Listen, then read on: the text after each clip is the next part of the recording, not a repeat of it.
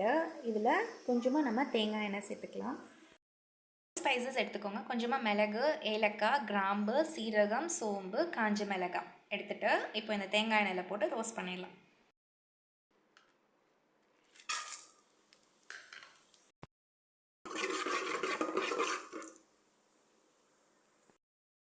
இருந்து 20 சின்ன வெங்காயம் முறிச்சு வச்சுருக்கேன். இதை சேர்த்துக்கலாம்.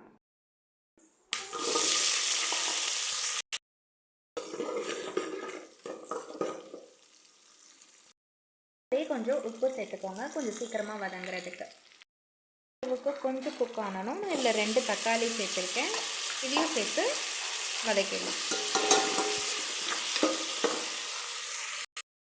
கூட நம்ம நைட்டு ஊற வச்சு 5 விசில் விட்டு வேக வச்ச கொண்டக்கடலையே சேர்க்க போகிறோம்.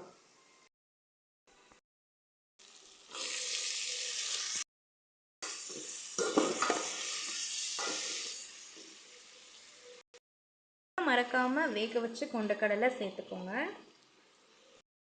போகிறோம் அளவு பார்த்தீங்கன்னா மொத்தத்தில் ஒரு 2-3 கப் அளவுக்கு கொண்டக்கடலை எடுத்துருக்கேன். அதில் 1 கப் வந்து நம்ம அரைக்கிறதுக்காக இது கூட சேர்த்து வதக்கி வச்சுருக்கேன். இப்போ நம்ம இதை வந்து ஆற வச்சிடலாம்.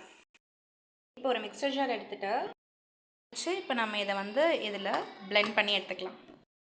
இந்த மாதிரி அரைச்சி எடுத்துக்கோங்க. உங்களுக்கு வந்து ரொம்ப குறப்பாக இருந்துச்சுன்னா ஒரு 2-3 டீஸ்பூன் அளவுக்கு தண்ணி சேர்த்து நீங்கள் இன்னும் இந்த மாதிரி பதத்துக்கு அரைச்சிக்கலாம். வச்சுக்கோங்க. பட்டர் எடுத்துருக்கேன்.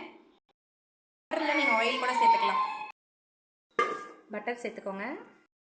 சேர்க்குறதுனால டேஸ்ட் வந்து நல்லா என்ஹான்ஸ் பண்ணி கொடுக்கும். இப்போ நான் இது கூட 2 பச்சை மிளகாய் சேர்த்துருக்கேன். போல் தண்ணி இது கூட சேர்த்துட்டு இப்போ நம்ம இதை பட்டர் கூட சேர்த்துக்கலாம். தண்ணி சேர்க்க சொல்கிறேன்னா அப்படியே எடுத்து கொட்டினீங்கன்னு வச்சுக்கோங்களேன், கரிஞ்சிரும் டக்குன்னு. ஏன்னா பாட் வந்து ரொம்ப சூடாக இருக்கும். இப்போ இதை லைட்டாக வந்து மிக்ஸ் பண்ணி விட்டுருங்க. இந்த கிரேவி கொஞ்சம் சூடாகட்டும், நம்ம மசாலாஸ் ஆட் பண்ணிக்கலாம். கொஞ்சம் சூடானதுக்கப்புறம் நான் வந்து பார்த்தீங்கன்னா காஷ்மீரி மிளகாத்தூள் சேர்த்துருக்கேன் கலருக்காக. நம்ம இது கூட தனியாத்தூள் சேர்க்க போகிறோம். ஒரு 2-3 ஸ்பூன் சேர்த்துக்கோங்க. 1 ஸ்பூன் அளவுக்கு மஞ்சத்தூள் பார்த்து சேர்த்துக்கோங்க. நம்ம வந்து வெங்காயம் சீக்கிரமாக ரெடி ஆகணும்னும் போது உப்பு போட்டிருக்கோம், கடலை வேக வைக்கும் போது உப்பு போட்டிருக்கோம். அதனால் பார்த்து சேர்த்துக்கோங்க. ஒரு வாட்டி நல்லா கலந்து விட்டுருங்க. எவ்வளோ க்ரீமியாக இருக்குது பார்த்தீங்களா?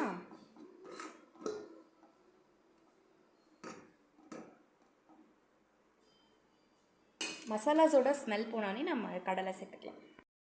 டைமில் நீங்கள் வந்து பார்த்தீங்கன்னா கடலை மீதி எடுத்து வச்சுருப்போம் இல்லையா, அதை சேர்த்துக்கோங்க. இந்த கடலையை நல்லா மிக்ஸ் பண்ணி வச்சுருங்க. ரெஸ்டாரண்ட் ஸ்டைலில் வேணும் அப்படின்னா நீங்கள் இது கூட கொஞ்சமாக 2 டேபிள் ஸ்பூன் அளவுக்கு சர்க்கரை சேர்த்துட்டு ஃப்ரெஷ் க்ரீம் வந்து சேர்த்துக்கலாம். ஃப்ரெஷ் க்ரீம் அவைலபிளாக இல்லை உங்ககிட்ட அப்படின்னா பால் இருக்கும் பார்த்தீங்களா, காய்ச்சி ஆற வச்சது, அது வந்து ஒரு 2 டேபிள் ஸ்பூன் போட்டுக்கோங்க. போட்டுட்டு 2-3 நிமிஷம் நல்லா கொதிக்க வச்சு எடுத்துக்கிட்டிங்கன்னா ரொம்ப டேஸ்டான ஹோட்டல் ஸ்டைல் சென்னா மசாலா ரெடி ஆகிடும். நேச்சுரலாக நீங்கள் சாப்பிட்ணுன்னு நினச்சிங்கன்னா இந்த ஸ்டேஜிலே நீங்கள் வந்து அடுப்பு ஆஃப் பண்ணிவிட்டு சாப்பிட்லாம். இது எதுக்கெலாம் நல்லாயிருக்கும் அப்படின்னு கேட்டிங்கன்னா சப்பாத்தி, பூரி, ரைஸ் இது கூட வச்சு சாப்பிட்றதுக்கு ரொம்பவே அட்டகாசமாக இருக்கும். ஸோ இதே மாதிரி செஞ்சு பாருங்கள், ஒரு தப்பு இல்லாமல் நீட்டாக வரும். வந்து மட்டன் டேஸ்ட்டு கிடைக்குங்க, அவ்வளோ டேஸ்டியாக இருக்கும். இதை செஞ்சு சாப்பிட்டு பாருங்கள், ரொம்ப ஹெல்தி. ஓகே, நாளைக்கு இன்னொரு ரெசிபியில் உங்கள் எல்லோரையும் நான் மீட் பண்ணுறேன்.